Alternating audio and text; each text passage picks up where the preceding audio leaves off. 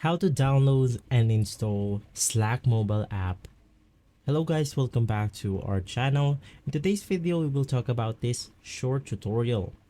Now, basically first things first, you want to go ahead and open up your app downloader. If you're using your iPhone device, you can just open up the App Store, but if you're using an Android like myself, you can go ahead and navigate through the Google Play Store.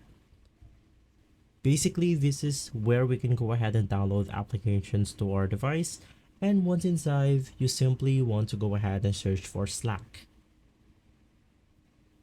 You want to go ahead and look for this application right here, which is from Slack Technologies LLC.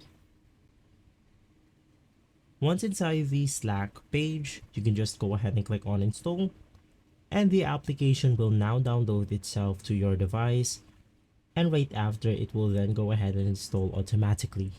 If this video has been helpful, please leave us a like and subscribe. I'll see you on the next one. Thank you.